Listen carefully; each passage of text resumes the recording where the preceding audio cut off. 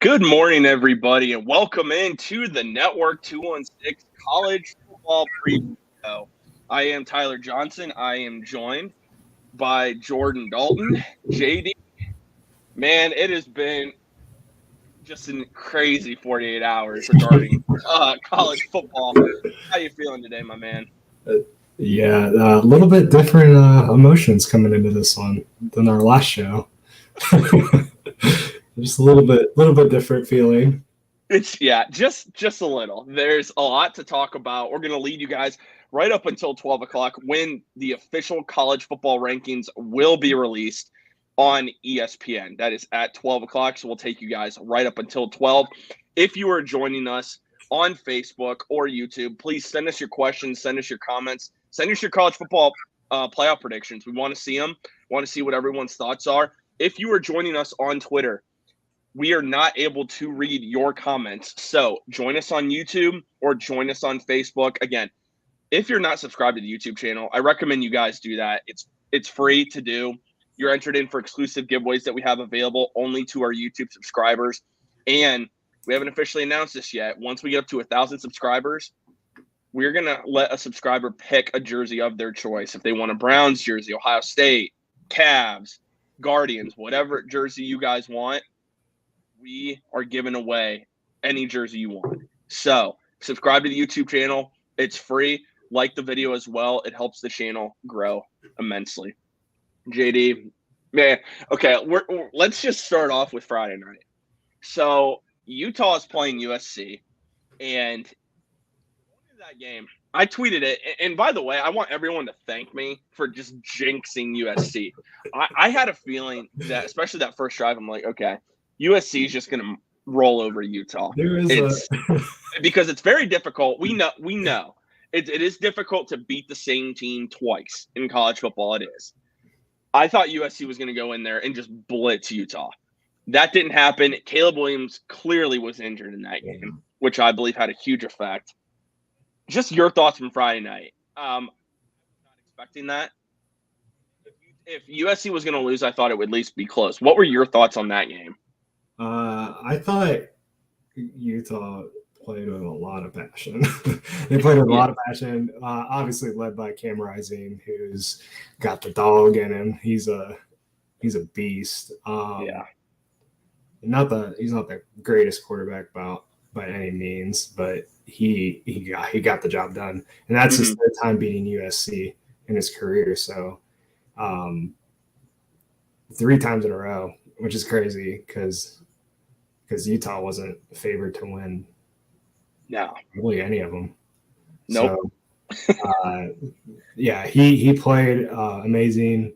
Even though he got his head taken completely off on that hit, and he just bounced back up and led Utah. I mean, Utah just came out. It was almost a carbon copy of the Ohio State Michigan game. In terms of like the game with, USC got off to an early lead. Ohio State got off to an early lead. Utah clawed their way back, tied the game going into halftime. So it was a tie game for Ohio State, Michigan, right? Ohio State was up by 3. So it was a really close game at halftime.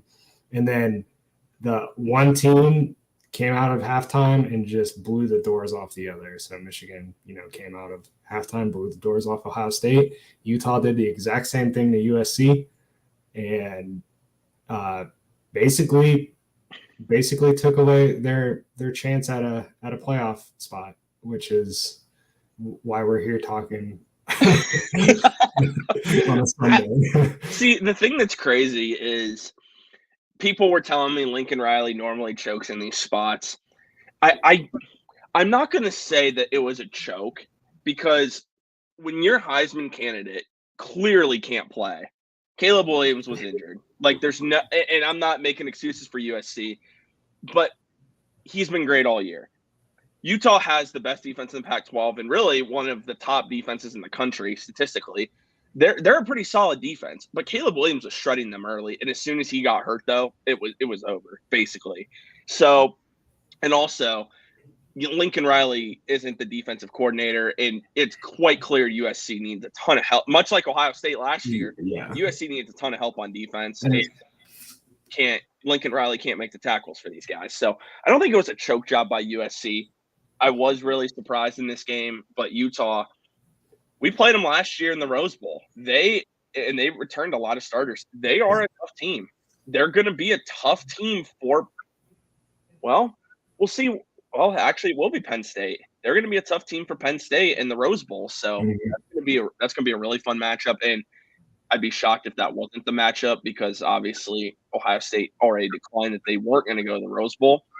And now they might be in the college football playoff. Now, going to Saturday. Kansas State and TCU. This is where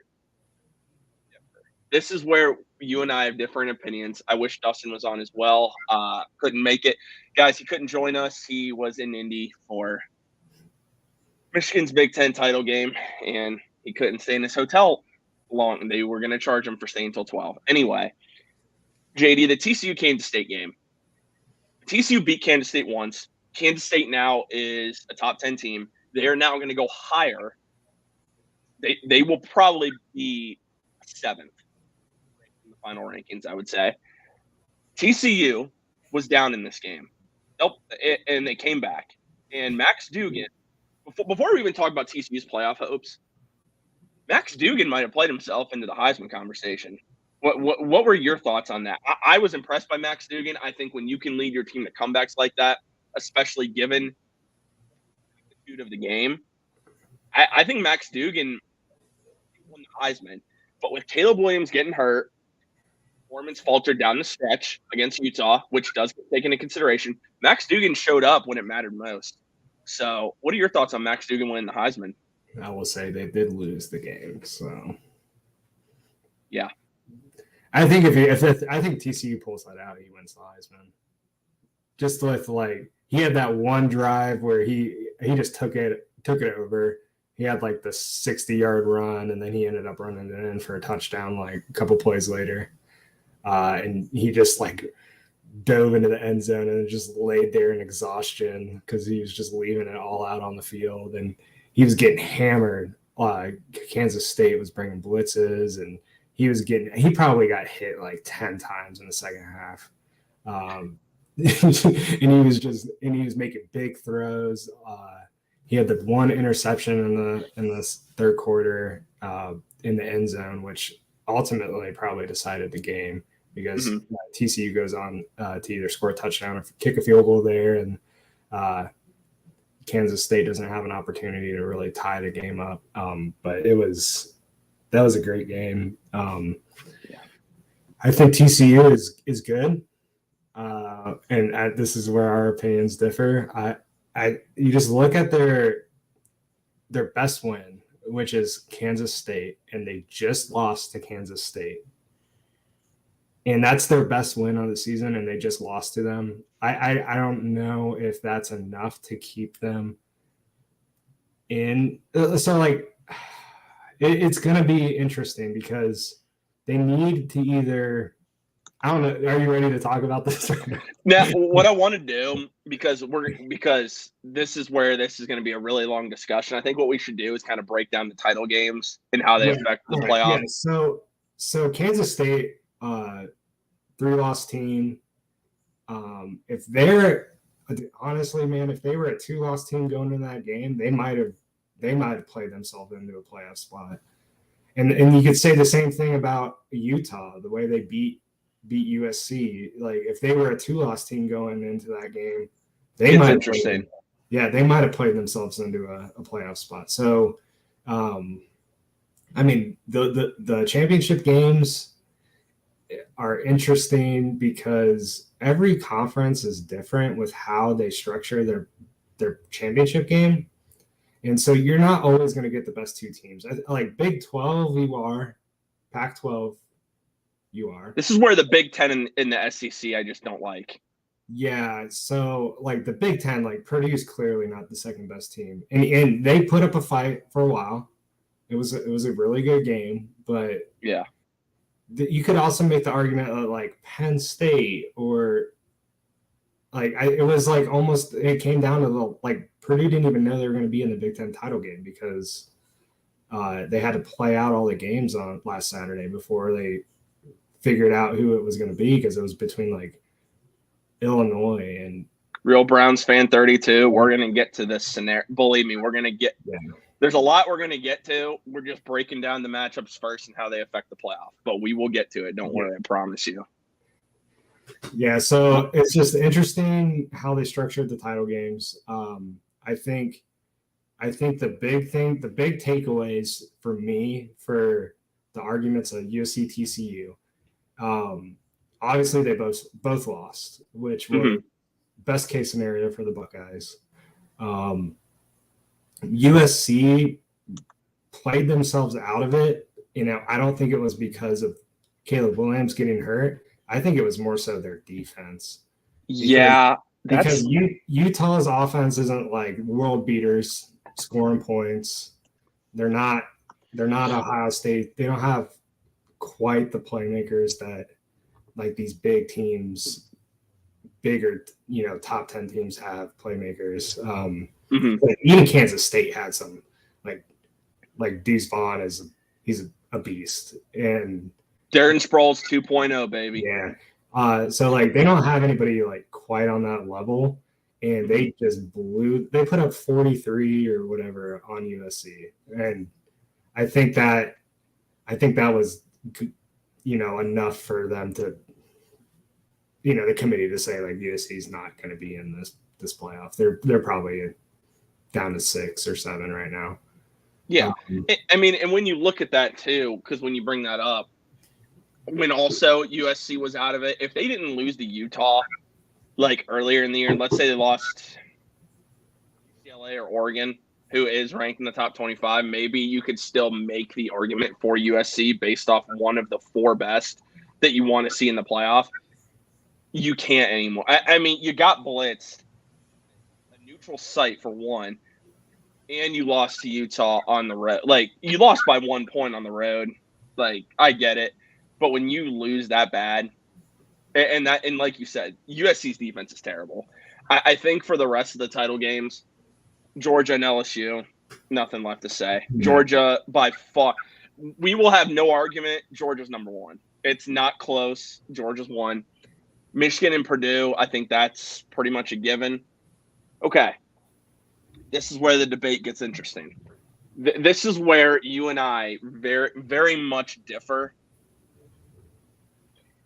See, you believe, tell me if I'm wrong, Ohio State jumps to 3. Correct. Okay. I don't see that, and here's why. I don't think you can penalize TCU for losing a game in overtime in a Big 12 championship game against a team that's going to be probably 7th that they already beat by 10 points in the regular season. I get the stakes are different. You're not a Big 12 champion. Ohio State's not a Big 10 champion. Ohio State didn't play a game. I don't see how Ohio State, in my opinion, deserves to jump TCU. TCU's only loss is to a team they beat already, and it's in a conference title game when Ohio State did not have the opportunity to be in a conference title game because they didn't deserve that opportunity because they lost the week before controlling their own destiny. So that's why it is hard for me to see a scenario where Ohio State jumps TCU. Before you talk, because I know we're going to go with this, there's a big time. And Real Browns fan 32, this is where we care about ratings. This is where Jordan's going to go with this. They will put Ohio State at 3, and they will put Michigan at 2, and we will have the game for a chance to play in the national championship. Right, so you're saying, JD, get to it. You're saying that you don't believe TCU deserves to get knocked down a spot. That's what I'm saying, yes. Because they shouldn't be penalized for losing a conference title game. But and it's their only loss this year. They will get knocked down a spot because of this situation. I didn't say that. I don't think they will. We're going to get to our predictions. I'm not we're not jumping ahead here because we could easily jump ahead. Yeah. I don't believe that if you're the committee, how can you penalize a team in TCU for losing a game in a conference title game when Ohio State was not good enough to reach their conference title game? You're essentially saying that TCU is getting penalized for losing this game, which they shouldn't, because that's their only loss this year. A team that they beat by 10 that's probably going to be ranked 7 or 8. That's tough for me, as opposed to moving up Ohio State because they didn't play and because they lost by Michigan, got blown out at home by Michigan. That's tough for me. Again, Michigan's going to be number 2. I get it. And the Big Ten champion, it's hard for me to justify, if you're the committee, moving Ohio State up to 3 in that scenario. It just is. But you have a case on why Ohio State will be moved to 3. Let's hear it. TCU lost. That's it? That's all, though? Ohio State didn't play, though. All right, so I do think that they want Ohio State-Michigan rematch, and instead of risking, I honestly think this is going to be something that they are thinking of. Instead of risking their, like, Ohio State, Georgia, Michigan, TCU, instead of risking this opportunity of missing out on a Big Ten, rematch, which is honestly, it's the true Big Ten championship. I think they're going to want a guaranteed game between Ohio State, Michigan in the playoff. I just think I think the ratings are going to be absolutely insane. They're gonna make so much money off it, and money talks. Browns fan 32 agrees with you.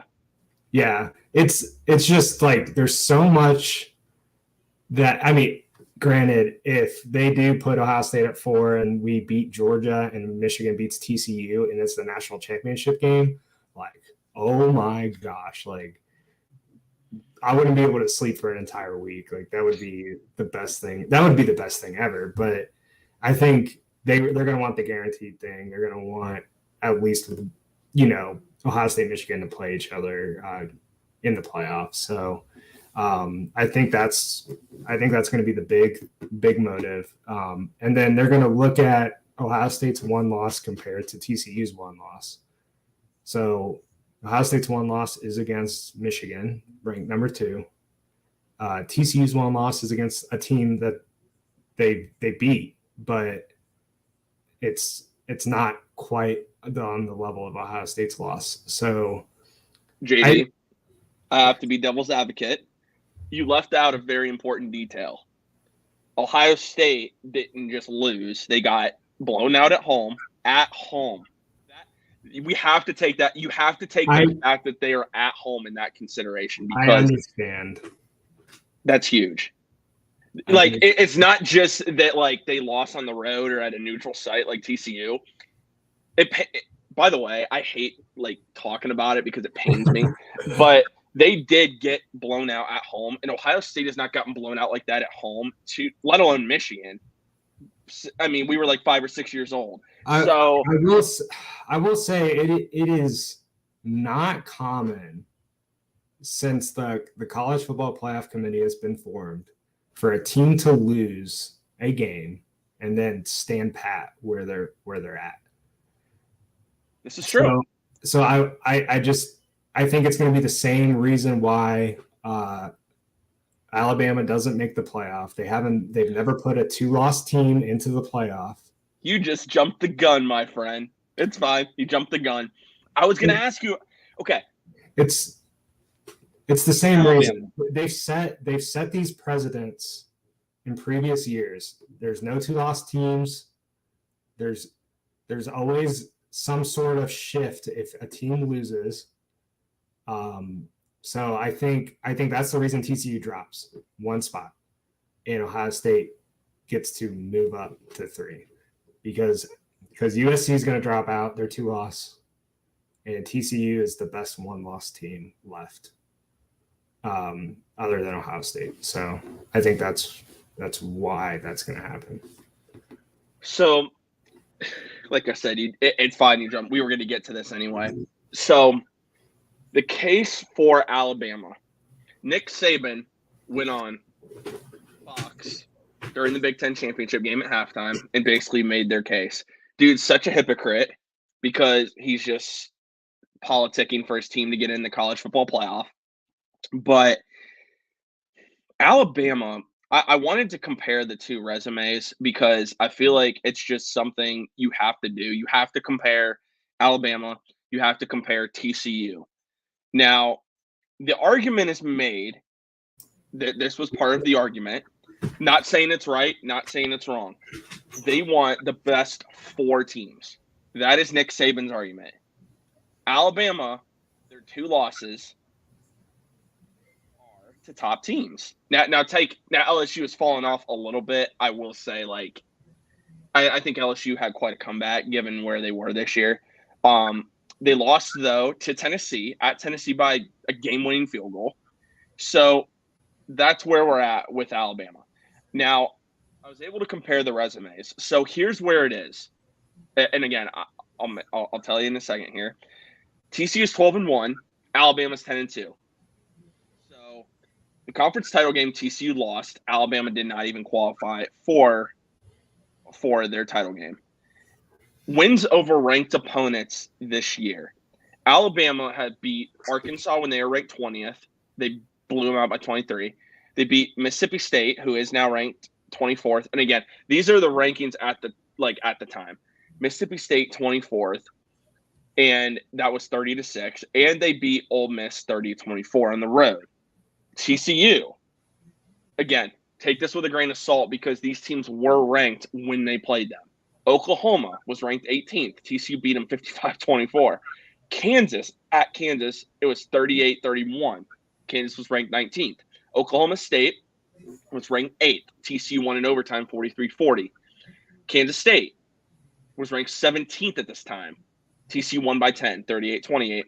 At Texas, when Texas was 18th, they won 17-10. Oh, and Alabama beat Texas by 1 point. So now you break that head-to-head. Strength of schedule. TCU, 25th. Alabama, 9. FPI ranking. TCU, 16 for FPI, then rank 10. Alabama, FPI, 26.1, rank 2. So essentially, Alabama ranks only behind Georgia in that metric. TCU ranks second in their conference for that metric behind Texas, but they were 6th nationally at 19.9. The argument for me, I don't think Alabama, like you said, doesn't have a case here. The fact that you're a 2-loss team, your best win is Texas. Ole Miss, yeah. I mean, okay, you can make the argument for Ole Miss. I'd hear it. I mean, Ole Miss kind of fell off at the end of the year, like all of Lane Kiffin's teams do. But I think Alabama's out. I don't know why people are making the argument. Now, let me ask you this, JD. Let's say TCU played Alabama. And again, this is when we get to a 12-team playoff, and we'll talk about this more on Monday. This is where it's going to be a lot of fun because there's so many more teams involved. TCU and Alabama. Is Alabama the 4th best team in college football, or is it TCU? This is where this argument, and I'll admit, Nick Saban has a point. 4 best teams in college football. Is TCU one of the 4 best teams in college football, or is that Alabama? We can't say whether unless they played each other. That's my thing. But you're basing it off resume. We have to base it off resume. So if you look at their common opponent, TCU played better against their common opponent in Texas. Yep. And that's Alabama's best win. TCU's best win is against Kansas State. I don't know. I cannot believe they let Nick Saban on national television to plead his case during the Big Ten championship game. I thought that was pathetic, to be honest. I can't believe that he even thought that was a good idea. Yeah, that too. I don't know why they let him on. I don't know. It was just embarrassing all the way around. The media makes the argument, Real Browns fan says, because the SEC is so much better than all the other conferences. Are they, though? I don't see it that way. I really don't. Because they're top heavy, right? So Georgia and Alabama are really good teams year in, year out. And then you hit or miss. It's very much similar to how the Big Ten is currently, with Ohio State, Michigan, Georgia, Alabama, and then you're going to have 3 or 4 teams that are competitive within the top 10. Right. Competitive within the conference, playing for top 10 spots. So like Penn State, in other years like Iowa, Michigan State, not currently this year, but and then you'll have like Minnesota and a couple other teams that have a good season. Illinois had a really good season this year. And that's kind of similar to how the SEC is. Like LSU, Florida. I mean, Florida's not good this year, but they have been in the past. Yeah. Texas A&M, teams like that. So like there is very similar. It's not like almost parity between the two conferences, and for some reason, SEC gets this like almost like a pass. Like, oh, you play in the SEC, you're just a little bit better than a Big Ten team, or whatever it is. I don't know if it's just because even like a couple years ago, they matched up all these Big Ten and SEC teams in bowl games, and the Big Ten won more. So I don't understand like how that's an argument when it's. I think if you would pull up the numbers over the past 10 years when a Big Ten team played an SEC team, it's probably about 50-50. Because they're probably about the same in terms of quality of conference. So like, I don't know. The SEC bias just baffles me sometimes. And I don't know if it's whether they believe Georgia just is that much better than everybody, or Alabama has been that much better than everybody that they play is just better. I don't know. Real quick, because I want to bring 2 more teams into this, because I think you could make the argument they would have if Alabama has a case, these 2 teams do.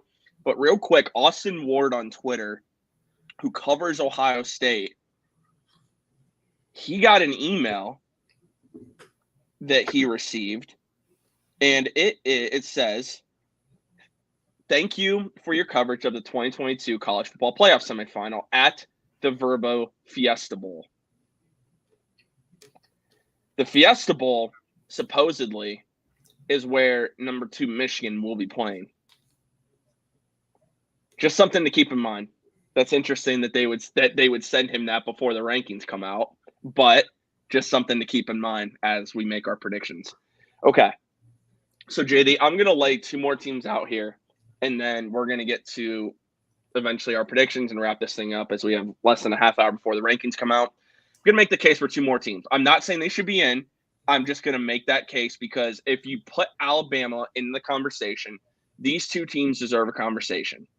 Tennessee, I'm going to start out with. The reason they are not in the conversation for me, Hendon Hooker's out for the year. And they got blitzed, I think, by South Carolina. That was a terrible look. Tennessee, though, has beaten at Pittsburgh, at the time was 17th. They beat them in overtime 34-27. They beat, at the time, 20th ranked Florida 38-33. They went to LSU before LSU really had their resurgence and destroyed LSU 40-13. They beat Alabama by 3. They beat 19th ranked Kentucky 44-6. They lost to Georgia 27-13. And of course, you have that South Carolina loss. Their resume on paper looks better than Alabama, right there. I agree. The reason that Tennessee is not in the conversation, I think that South Carolina loss hurts. Even though South Carolina will be ranked in the final rankings here, losing Hendon Hooker is when you lose top talent, it affects how the committee views your team. So Tennessee, I think that wrote them off. Now, a team I don't want to make a case for, but again, if you have Alabama in the conversation, Clemson in the conversation. You do have to have them in for one reason. Their schedule, they beat Wake Forest on the road 51-45 in double overtime. It's a win. They beat 24 first-ranked Wake Forest, who probably is going to be ranked in the final rankings. NC State beat them by 10. NC State was ranked 10th at the time. Syracuse was 14th. Yes, they've fallen off. I get it. Notre Dame is now ranked. They lost bad to Notre Dame on the road. Now, they lost to South Carolina by 1 point, who is now ranked. 1 point. They won the ACC title game by what will be probably a ranked North Carolina team. They were ranked in this game 23rd. They beat them 39 to 10. Again, I'm not saying they deserve to be in. I'm saying, though, you can't have the conversation that Alabama deserves to be in the college football playoff and not include Clemson and not include Tennessee. And I'll say this, if Penn State had a quality win, they would be in the conversation as well because they only have 2 losses. I mean, what do you think about all this? Because I think Tennessee would absolutely be in the conversation if they didn't lose Hendon Hooker and get blitzed by South Carolina as bad as they did. And I think Clemson deserves a conversation. I do, because their schedule looks better, at least in terms of teams they've beaten, than Alabama. I agree. Okay. I agree. I was curious. I was looking at it before the show. I was like, man, Clemson is right there. If they didn't lose to South Carolina, they'd they'd probably be sitting at 5 or 6 right now. So, like, that's crazy. So South Carolina did a lot of teams a lot of favors by getting those 2 wins. Spencer Rattler, thank you. Can't believe I'm thanking him because I am not a Spencer Rattler fan. No. But did help Ohio State. Let me say this too. We would have really been having a maybe more of a sad conversation today if Clemson doesn't lose to South Carolina and they beat North Carolina like they do in the ACC title game. Ohio State's probably not in. Maybe. That would have been a more intense conversation, at least I think. But again, Clemson won't have a chance. Tennessee doesn't have a chance. I would have loved to see Tennessee in the playoff just from the aspect of, I get it's 2 SEC teams, but the fact Tennessee's been down for so long, and I just like Hendon Hooker's comeback story. But they're out. So let's write off right now. You think USC, they're done? We agree they're done? Yeah. Okay, USC's out. Tennessee, they're out. Penn State, out. Clemson, out. Kansas State and Utah, out. And they're out because they have 3 losses. You can't put them in. Mm-hmm. So that leaves Georgia, Michigan, TCU, Ohio State, Alabama. Okay.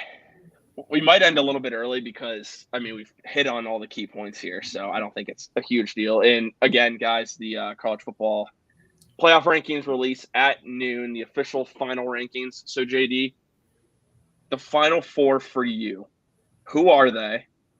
Who is the final 4? What's the order? Explain why you have the order the way you do. All right, you go first. So, I'm sure everybody in the country agrees with me. Georgia's the number 1 team. I don't think they're invincible by any means, but they've won every single game. They won their conference championship in spectacular fashion. Mm-hmm. So I think they're going to be number 1. They've been number 1 all year. Number 2 is going to be Michigan. Won their conference championship, undefeated. Same boat as Georgia. They are missing their best player, arguably, on offense, but I think Edwards is filling in nicely, and it doesn't seem like their run game has missed a beat. So that's the scary part about Michigan. Before you go further, that's the scary part about Michigan. They don't miss a beat without Blake Corum. Yeah. So anyway, continue. I have them at number 2. They look really good. JJ McCarthy, he's gaining more and more experience, which is scary because the big thing with him, and I thought that was going to be the biggest benefit to Ohio State, was JJ McCarthy playing in the big game, and he's just been playing better in the big games. So I just think they're a lock for number 2. They just don't have the dominance. I don't know. They've been dominating everybody. They've had a couple of close games, but I don't think they're quite on Georgia's level in terms of overall dominance on defense, at least. So that's number 2. Number 3, I'm going to have Ohio State. I know they got blown out at home against Michigan. I know that they didn't play in their conference championship game, but all the remaining conference champions are not going to make the college football playoff. So I think Ohio State was number 2 all year for a reason. I think they're still going to be favored against everybody they play other than Georgia. We're going to be getting Jackson Smith and Jigba back, it sounds like. Rumor. We'll talk about that more tomorrow night. Yeah. So I think they have a really bad taste in their mouth, and I just think that the college football playoff committee is gonna move TCU down just because it's a loss. They're still gonna make the playoff, but I think they really want that Ohio State Michigan matchup guaranteed, and it'll be a crazy Fiesta Bowl for sure. And then number 4 is going to be TCU, with USC getting knocked out, getting blown out by Utah. They didn't win their conference championship. They have 2 losses now. I don't think they deserve to get in. And for the same reason, Alabama's not going to get in. They're not conference champions. They got 2 losses, even though they arguably have the best player in college football, which is Nick Saban's argument was like, oh, we have one of the best players in college football. Why wouldn't we make it in? Well, you have 2 losses. So they're not going to make it in. TCU has won the games they've needed to win to get to this point. And they didn't get blown out. They haven't been blown out this year. All their games have been super close. And it quite literally came down to a goal line stand in overtime that they couldn't convert. Yeah. So I think they're gonna slide into 4. Okay. All right. Well, Real Browns fan 32 agrees with you. He has TCU in Georgia, Ohio State, Michigan. It's all right. Hey, a lot of people normally don't agree with me, so you don't have to apologize. I'm used to people disagreeing with me, so no worries there. I mean, I will say, TJ, there have been a lot of people on ESPN that have TCU at 3. Yeah. So you're not the only person that believes TCU should stand pat at 3. Okay. All right. Hey, I haven't watched any this morning. I won't probably see it until the show. But anyway, for me, 1 and 2, I'm not Georgia, Michigan. It's too easy for me. They're not going to make – if they were going to flip them, it would have been after the Ohio State game where they had the chance. I thought that was a really good chance of Michigan going number 1. But then it would have made you wonder. Let's say they did flip them, would they probably just would have flipped them back after maybe. I don't know. I think after what Georgia did to LSU, they probably would have flipped them back. Yeah, but I think a lot of it goes into Michigan. Or Georgia had been number 1 all year, and they haven't really given the committee a reason to lose that number 1 spot. So yeah, that's true. It's a really good point. All right, 3 and 4. TCU is going to be ranked number 3. Again, if you're the committee, I'm on that committee. I'm not penalizing a team because they lost in a conference title. I can't do that. They made the conference title game for 1, undefeated. They beat this team by 10 points. Their loss is because their coach decided to go for it instead of kick a field goal. He could have decided to kick the field goal. He went for the touchdown. I have no problem with it. I like the aggressiveness. TCU knew they had nothing to lose pretty much in that scenario. I mean, yeah, they might not win a conference title game. I think they knew they were locked for the playoff, personally. Anyway, so TCU for me should be 3 because they shouldn't be docked for losing that game. They shouldn't be. If they got blown out, would they have been docked? Yes. Okay.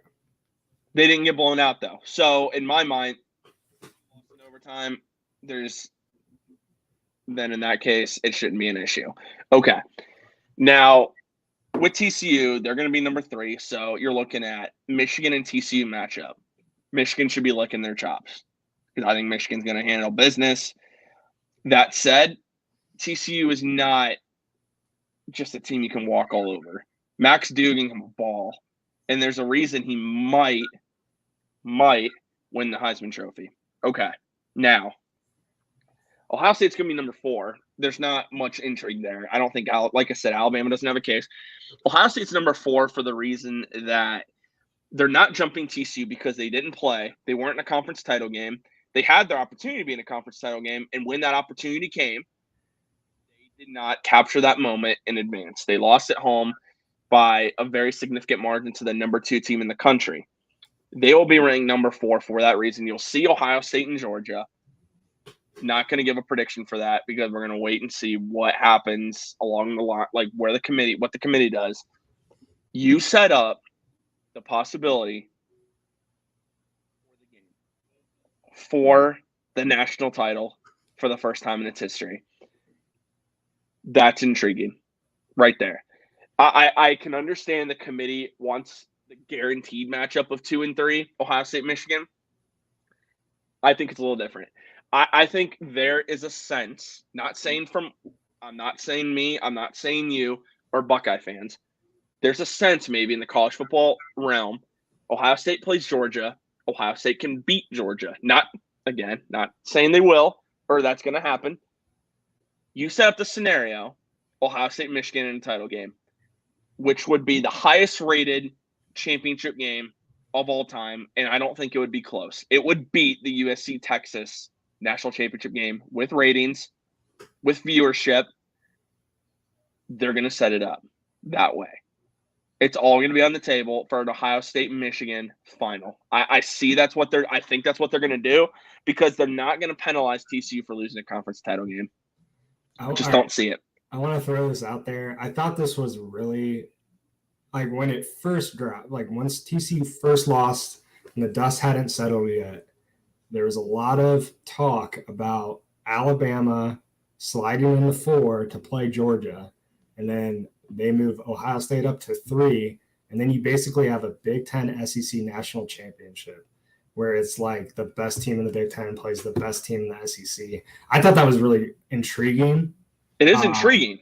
It is. I would not lie and say it isn't intriguing because that's very intriguing. Yeah, I don't see it happening, but I think that would be. I mean, as much as I don't want to see Alabama in the playoff again, just because of exhaustion with Alabama, and I hate Alabama, but I just think they're overrated, man. Yeah, they're not overrated this year. Honestly, this is a down year for Bama, but yeah, I want to see Ohio State, Michigan at some point. So hopefully we can get the job done with whoever we draw. Yeah, and honestly, man, there's still a chance we don't even make the playoff. There's still a chance. It's very small, but there's a chance. You never know. All right, Jim Carrey. You're telling me there's a chance? No, I'd say very slim, but yeah, very, very slim.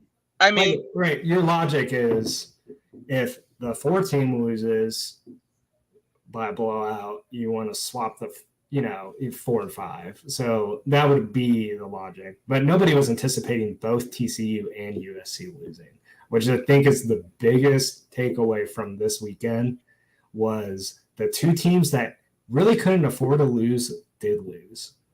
And that benefits Ohio State more than anything is those 2 teams losing. So it'll be, we're going to find out in 15 minutes who made it.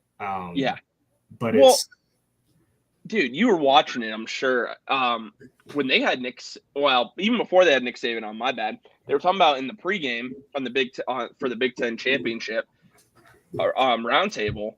Matt Leinart was like, "What? We're going to have Alabama at 4 just because they're Alabama?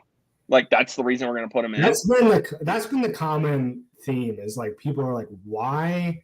If Alabama, you take away their name, you take away their history, You just look at their body of work, and that's it. You look at their season, their resume from this season. They don't even deserve to be in the conversation. But, but because they're Alabama, because they have a Heisman Trophy winner, all of a sudden they have a case. Yeah. They have a case, even though they didn't put it on the field this year. Well, and then Nick Saban, his case is we played our best football at the end of the year. Oh, great. Oh, nice job. You beat Austin Perry and you beat Auburn. Congratulations. Like, that's your argument? Oh, well, we lost some hard-fought games to some really good teams. And, at the end of the year, we really started hitting our stride. Dude, you ended the year with Austin Perry. That was the argument you're making. It's wild, man. We are going to find out here. Just 10 minutes away.